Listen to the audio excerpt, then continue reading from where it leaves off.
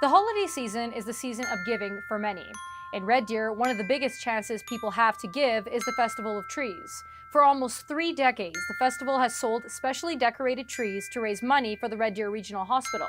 Every year, hundreds of volunteers come forward to put together the event. So why do you think that volunteerism is so big in Red Deer and all these volunteers come together year after year to do these kinds of initiatives? You know, it's a good question. It's been like that ever since I've been in Red Deer. I've been involved in a lot of organizations. My kids are involved in organizations. And I just think that the people of Red Deer just have that realization that if things are going to happen, they have to get involved. Well, first of all, I think we're a very small towny, even though we're bigger, we have that small town feel, and people are very proud of their community. And I think they like to give back and they like to make sure that we look good. And I've lived in all parts of Canada, and I feel like Red Deer and Central Zone it's very tight-knit, and people really do see the value of unified effort. I think it's a very common theme out here. The Festival of Trees brought people from all walks of life. You know, I mean, it was a project that was theirs. There was something for everybody. I think volunteering is really, it makes a difference, you know? So I like giving my time back. That's awesome. And I like seeing people happy too. So I would definitely encourage more people to do it. Love to give back to my community. I'm at a point in my life where I have a skill set that I can share. Of course, Christmas is the big season of giving, but throughout the year, there's so many other needs and so many other community groups that need help that people just step up to the plate and say, yeah, you know, we give at Christmas, but we need to give year-round of our time, our talent, our energy, and our resources, whether it's money or gifts in kind. So one of the things that we really wanted to explore was not just how people contribute in the designated season of giving, but really throughout the entire year. I'm Alessia Proietti. And my name's Sean McIntosh, and we are two of the creators of the currency of contribution, along with Riley Surian, who's just off camera right now. One way people give back to the community is through volunteerism, but another way is through philanthropy. Many of the groups and organizations that help others in Red Deer, they wouldn't be able to contribute back if it wasn't for the financial donations of individuals. One of the most prolific couples in Red Deer with regards to philanthropy in particular is Jack and Joan Donald. Well, we moved from Edmonton to Red Deer mainly because we wanted to have our own business, but the other problem was I thought it would be a better place to raise our 2 children. It was a lot smaller when we moved in 1964, but I've always really liked Red Deer. And there were so many things and projects that I could see that I could possibly help to get them going and help them, you know, succeed. Basically being in business up to my years for many years since we came here.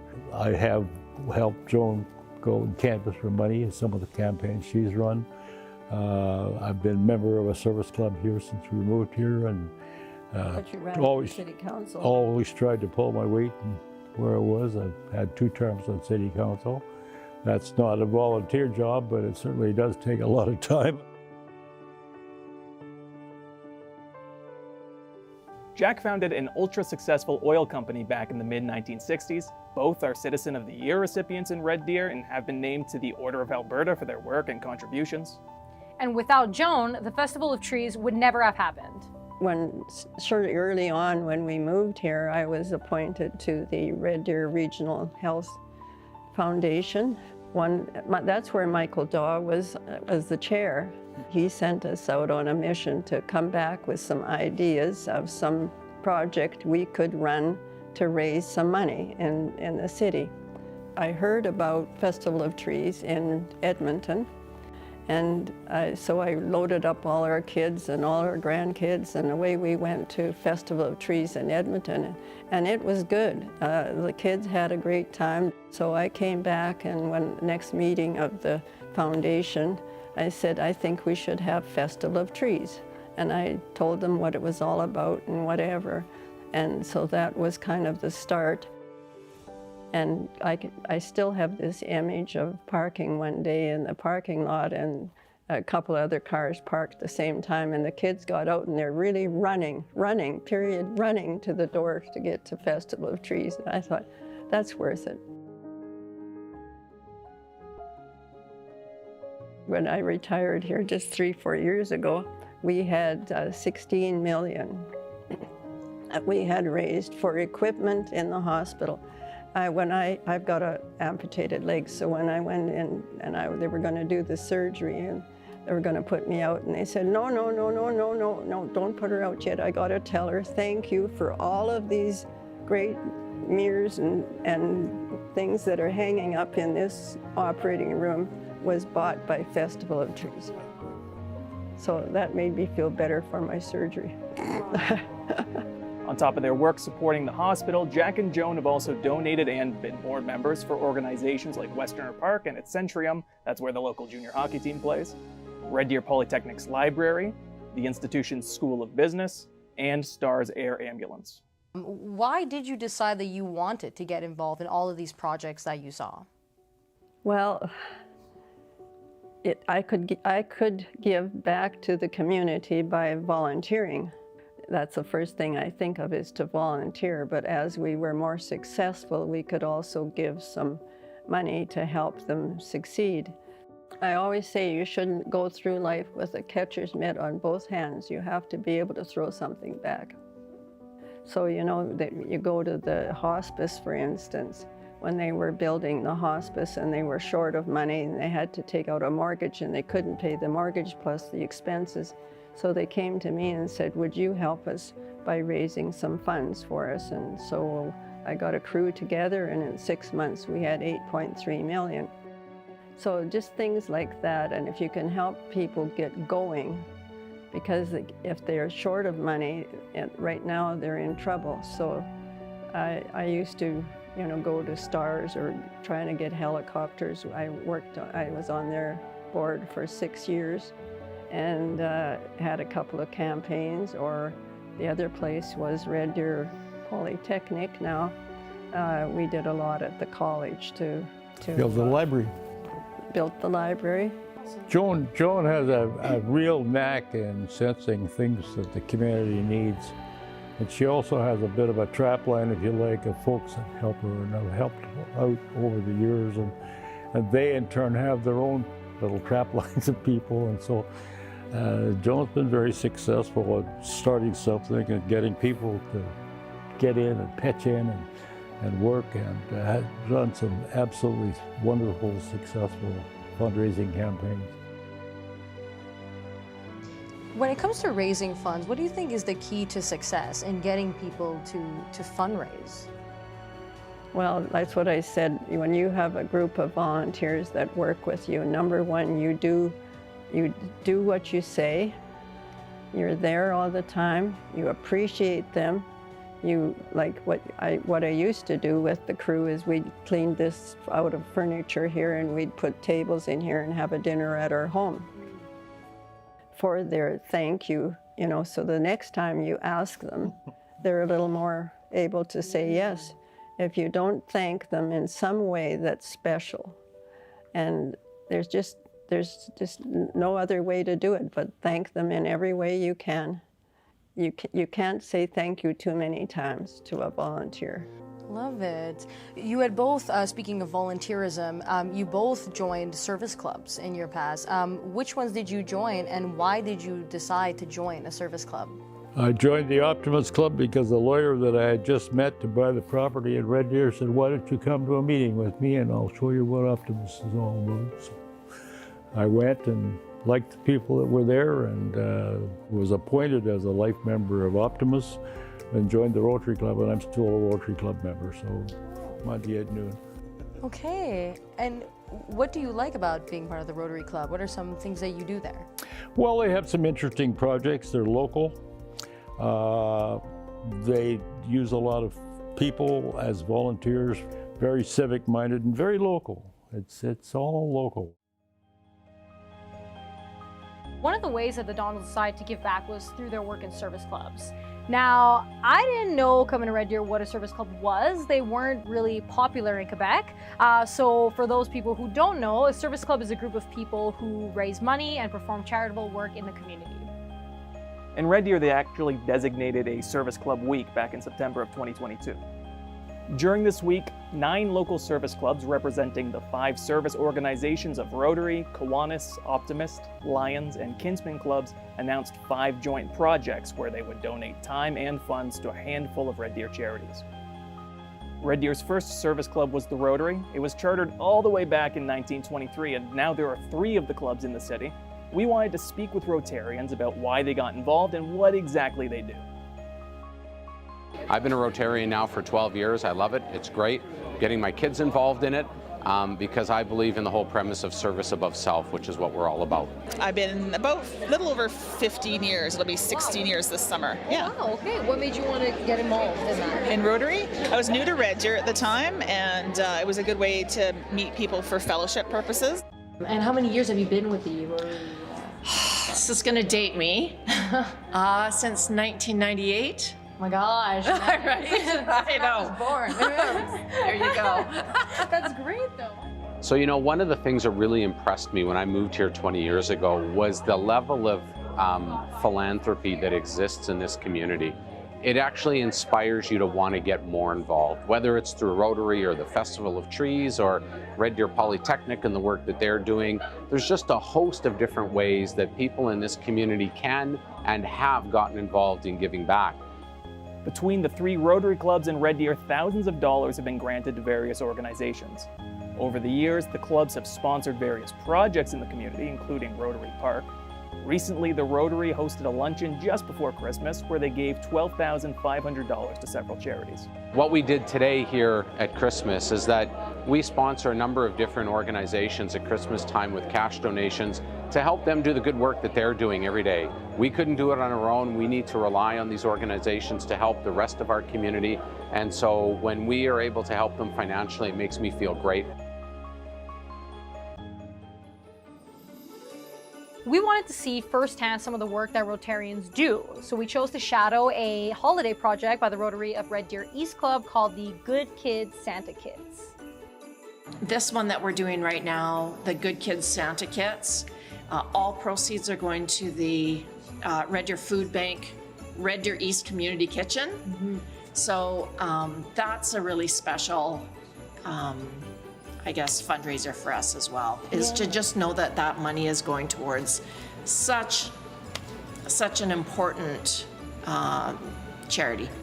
The Santa Kits were prepared by Rotarians and were filled with activities and toys for young kids. The Santa Kits were either sold for your own kids or for donation to children at the Ronald McDonald House or the Child Advocacy Center, and all the proceeds would go to the Rotary Club of Red Deer East Community Kitchen. The community kitchen, located in the Red Deer Food Bank, was built by the club to provide catering and food preparation services and to offer educational opportunities for adults and youth. These special boxes that were donated from Red Deer Club Rotary East are so special because they will not only make the child who's in hospital or being treated with hospital get something special, but also the siblings. So lots of times the service groups and donors that support Ronald McDonald House are supporting the entire family, the parents, the siblings, and the child in the hospital. It's one of those things that you can't even put a word to. It's just such a good feeling knowing that a small thing that I've done has helped to affect somebody even in a minuscule level, either locally or internationally. We have made their day better. We've made their environment better, their community better, their world better. And you can't put a price on that. You really can't. It's either in you or it's not. And it just feels really good to give back, especially knowing how privileged we are here. We're extremely privileged for the most part. So, if you just look around the communities, you'll see the evidence of service clubs coming in and doing wonderful things that, quite frankly, the community would be in a deficit without. When people get involved in giving back, we build a stronger community. We help more people. We build a foundation for our kids. We build safe spaces for people to be. And so for me, that's what philanthropy is all about. I think people can give either time, talent, or treasure. One person who's donated a lot of his time to the club is Ray Macbeth. The people that get involved in a Rotary Club are usually there for a long time, and I'm coming up to quite a few years on that. How many years? Quite a few. Oh, I want to say. As a living, work with the outreach as a fund development officer.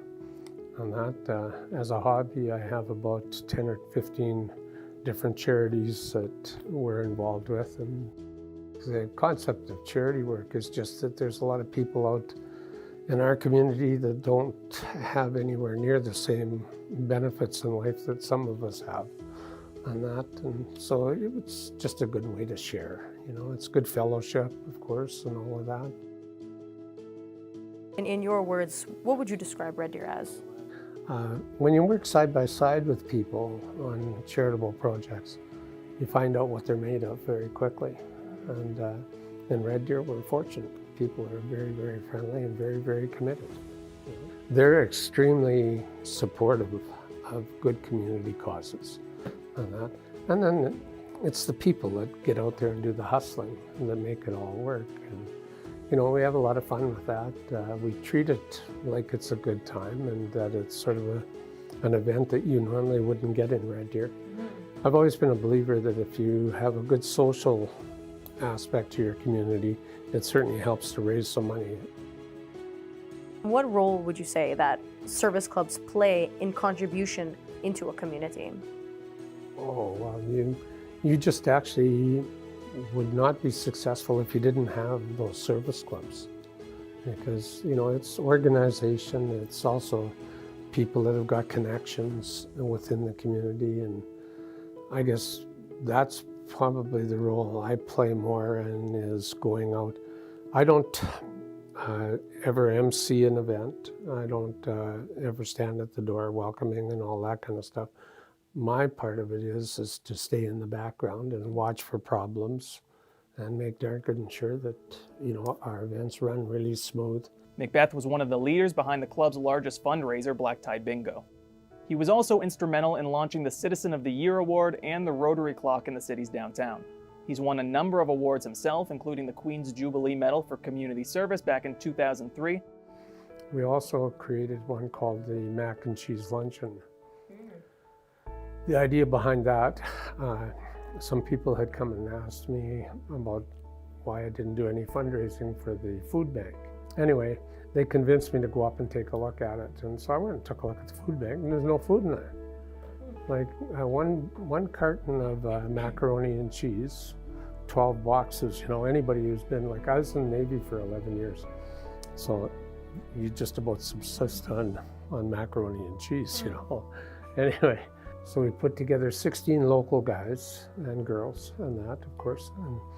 And the idea was that each one of us had to go out and sell 10 tables and that to the event.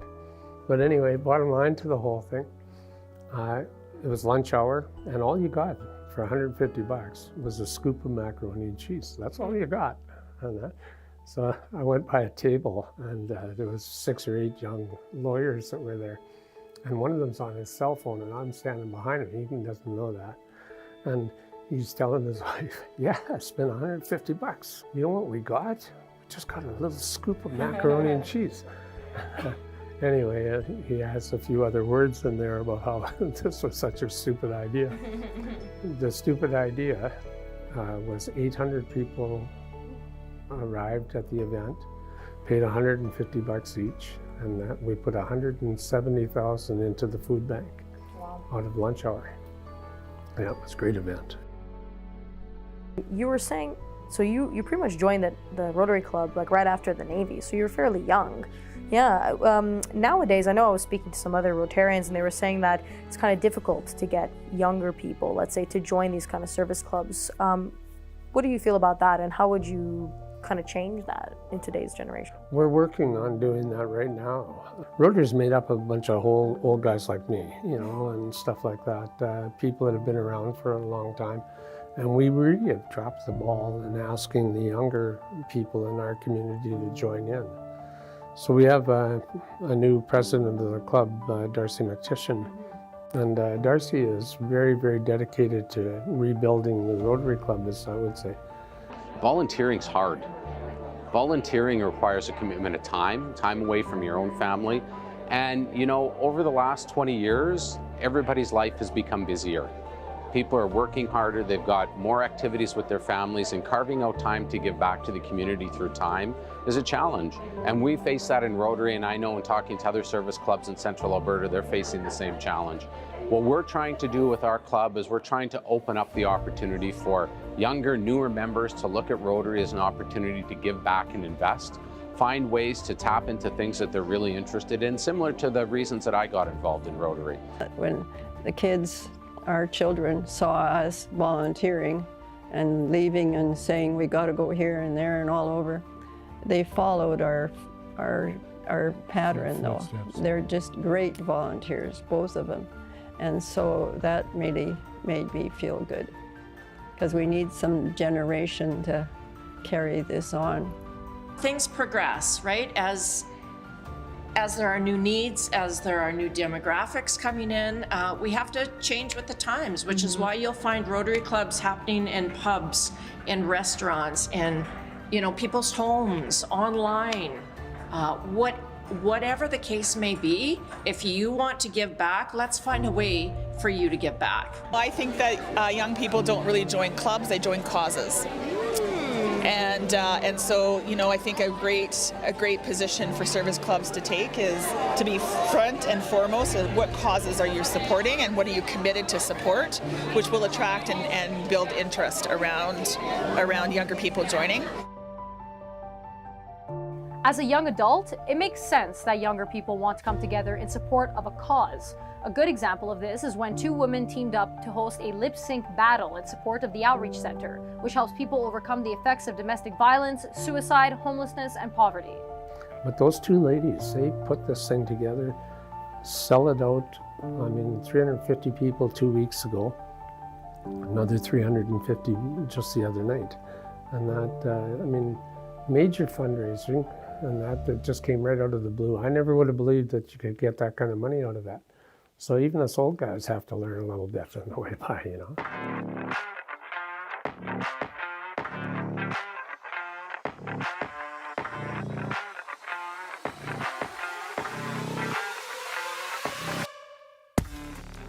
I think for Red Deer being a city, we really act like a small town. And I don't know another community in our province that really is the same. I've worked for charities now for 35 years. And if there's one thing I can tell you about Canadians, because I've worked in Nova Scotia, Saskatchewan, and Alberta, is that they care about their neighbors, they care about their community, and when they know people are hurting and need help, Canadians and in particular Albertans step up. Why did you decide to volunteer this evening? Well, I've actually done it. This is going to be my third time now. I've just learned that this is such a great organization. This is a great cause for the Women's Outreach Center. Obviously, it helps a lot of families in need, a lot of women in need, kids in need. It helps everybody in the community, and any way I can be a part of it, I love to just be here to kind of show my support, and that's kind of why I decided to do it. Well, there are so many organizations that, they're in the business of helping people in any way they can, and they rely on fundraising to be able to do that. At this time of year too, there's always so many organizations asking for funds, and it's hard to donate to all of them, but it's so nice that people are still willing to contribute a little bit here and a little bit there, because so many organizations rely on it in order to help the people that need it the most. So it's nice to be able to, like say, actually contribute something to help them. 100% of the proceeds truly go to the outreach. Both Brandy and I have been part of events in the past where we've seen big splashy centerpieces, and in that moment you're like, oh, well, that's taken from the money, the profits that should go to the charity. We can both stand really firmly in the fact that all the money goes to the outreach. Well, this has become our big fundraiser of the year. Tonight we will raise, with the two shows, over $100,000. and it supports our Adopt a Parent program at Christmas. So we've already served 180 families. We serve the single parents and their kids. So as of today, we've helped 180 families, and they've each got anywhere from sort of 2 to 4 kids. So this is a community effort. We've got tons of people from the community and sponsors, and it's just lovely to see it this time of year. Given the time that we're in, people are in need. Domestic violence is a real problem in Alberta, all over the world. Just the fact that people can put their money and their hearts in a direction of people in need fills my cup to know that we are doing this for this. Fundraising is actually a lot of fun. You get to meet all kinds of wonderful people. You get to see the love, the care, the compassion that people have for others. We can get a little disillusioned in this world when we watch the news, but I can tell you, I've seen it year in, year out for 35 years. The community cares, and there's so many. There's way more caring people in the community than people who don't care.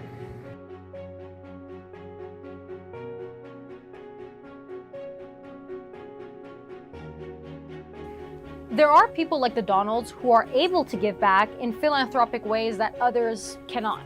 But events like the lip sync battle show you don't need to have a lot to give a lot. It was started when 2 women decided they wanted to do something fun to raise money for a cause meaningful to them. And service clubs do the same thing. It's a group of people who are helping individuals and organizations that are in need. There will always be problems in a city and causes in need of support, but it's things like the volunteerism, the philanthropy, and the service clubs that show many in Red Deer are ready to answer a call for help.